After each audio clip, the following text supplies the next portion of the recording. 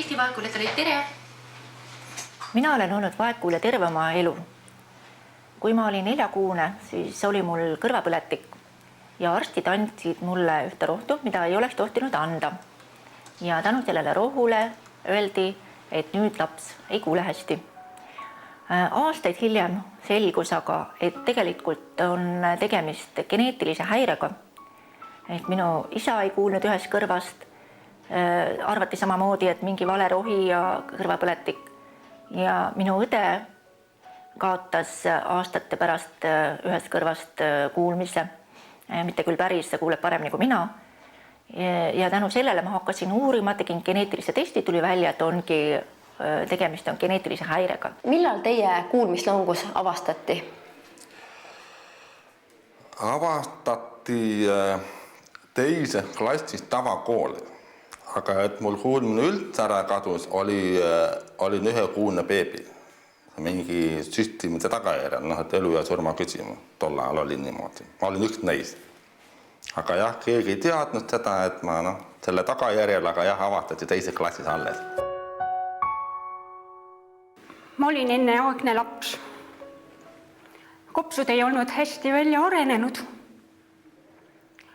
Aasta 6 kuuselt süstiti mulle kanget rohtu, mis kahjustas kuulmisnärve. Ja 10-aastaselt sain esimest korda kuuldeaparaadi ja õppisin rääkima ja muusikat kuulama. Ma sündisin kuuljana. Ja 11-aastaselt tekkis tasakaaluhäired ja siis tekkis kuulmislangus sellega tasakaaluhäiretega koos. Ja keegi midagi aru ei saanud ja siis õnneks Tartus said arstid nagu selle kuulmislanguse pidama. Kas on ka teada, et milles see kuulmislangus teie lapsepõlvest tingitud oli? Tartu arstid arvasid, et on viiruse tagajärjel.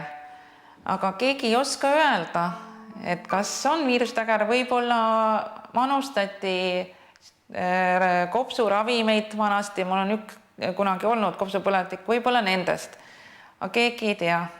Mida te mäletate sellest, kui esimest korda hakkasite kuuldeaparaati kasutama? Päris ausalt üsna jube tunne.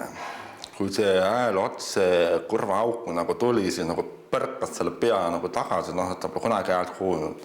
Aga mängis rolli ka see, et tolle ajal kuuldeaparaadi kvaliteedid ei olnud ka.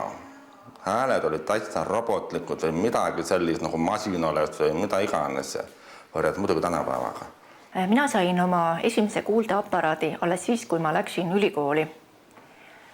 Siis mulle tundus, et ma ei saa hästi loengutes hakkama ja läksin kuulmiskeskusesse ja võtsin oma esimese aparaadi. Ja ma ei suuda siiamaani mõelda, millest kõigest ma ilma jäin ennem.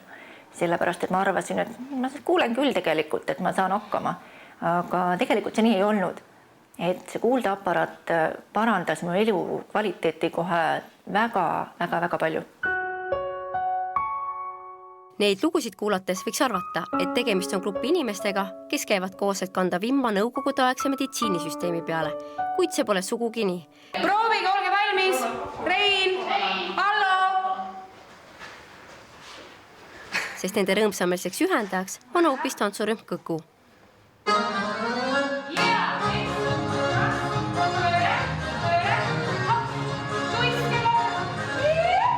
Kurtide ja vaegkuuljate tantsutrupp sai alguse aastast 2009 ja nüüd on meil juba 18 inimest. Rein! Valmis, jah? Teie tulete siia trenni lausa Muhumaalt. Mis teid siia trenni toob? Paar näit meelitasid mind siia, et tule ja proovi ja et mis elu ja maik sellel grupil on ja otsustasin järgi proovida ja hakkas meeldima ja seltskond on tore ja meeleolu on üleval ja ta nii jäingi. Mis teile siin trennis käimise juures kõige rohkem meeldib? Ikka tants. Tants on ikka üle kõigi. Mida see tantsimine teile annab? Head tujur, head rõõmu. Lihtsalt lõbus olla Seda omamoodi sport ka. Algus on 1 ja 2 ja 1 pööre, teine pööre. Kui suurt koormust siit saab?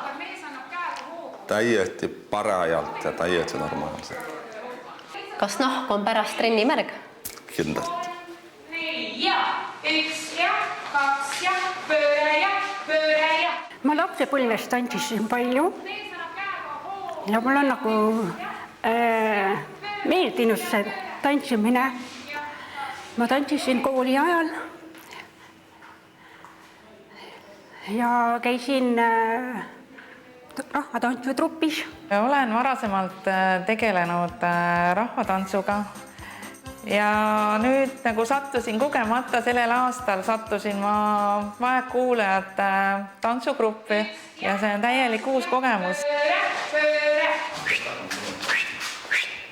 Ja lõpuks läheb lendu.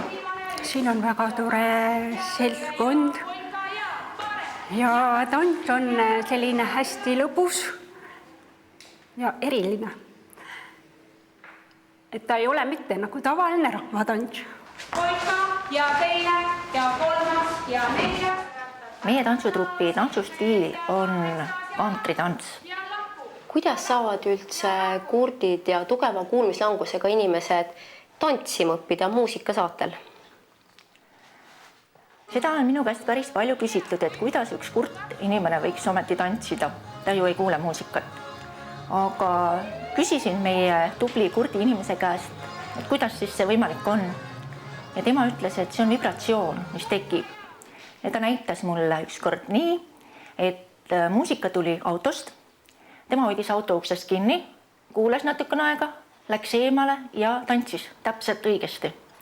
Ehk siis ta tajus selle rütmi ära ja kogu ülejäänud tants oli tal, see rütm oli juba sees, tal ei olnudki rohkem seda vaja. Ja nii on ka meie tantsuringis. Külliki, kuule. Ma ei pannud kinni, ma keerasin maha, pane kinni. Kõige suurem vahe on selles, et ma ei saa neile pöörata selga ja samal ajal seletada tantsu, eks ju, nagu ma oma tavalistes laintantsutundides teen. Nendega peab ikka rääkima otse, võimalikult, mitte nüüd aeglaselt, aga võimalikult korrektselt sõnu välja öeldes.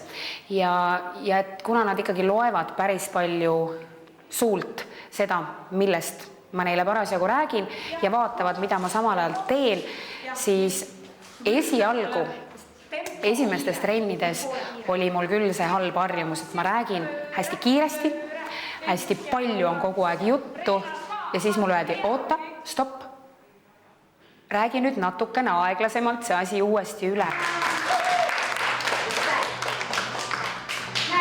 Jaana sai tantsu selgeks ja. Kui keeruline on vaegkuuljana õppida tantsima?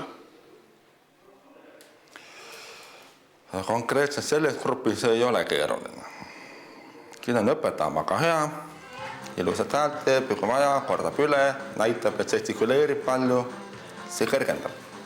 Kuidas teil tantsusammud välja tulevad? Suurepäraselt. Päris hästi, noh. Tantud saab kiiresti selgeks ja külge jääb hästi ja nii, et ei ole probleem. Kas teil on välja kujunenud ka oma lemmiktantsi? Jah, kindlasti. Valts ja polka on kohe üle kõige ja kantrilaulud. See moto, et muusika meid ei sega, mõtles välja meie õpetaja Kaie Seger. See tuli just sellest, et kui tantsutrennis panna mängima muusika ja öelda, et võt nüüd tuleb alustada, siis tihtipeale juhtub nii, et keegi ei alustagi. Keegi ei saa aru, millal alustada. Ja ega me ei hellita. Me ei võta selle mätta otsast, et me oleme nüüd siin vaegkuuljate grupp ja ei kuule ja võtame nüüd hästi aeglased ja igavad lood absoluutselt vastupidi, et mingit allahindlust ei ole. Nii kaua teeme, kuni lõpuks saab hakkama. Teeme kohe 2 pöördega. Üks on juba liiga mage. Üks on igav, liiga lihtne. Võtame 3 ka. Valmis?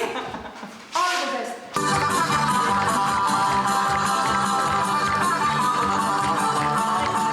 Kui publikule ei öeldaks seda, et nüüd tuleb esinema Kõku tantsutrupp, need on kõva kuuljad, keda muusika ei segaks, siis ma arvan, et publik arvaks, et me oleme mingid harrastustantsijad kuskilt külast või nagu tavalised tantsijad. Aga kuna seda alati öeldakse, siis meid vaadatakse alati erilise tähelepanuga, et midagi nüüd nad kindlasti nüüd teevad, midagi teistmoodi kui teised. siis meil on alati väga hea meel, kui me saame teha neile nii-öelda ninanipsu ja näidata, et asi on hoopis teine, mida nemad arvavad. Et see ongi meie eesmärk, et näidata, et kurdid ja vaegkuuljad on võimelised tantsima.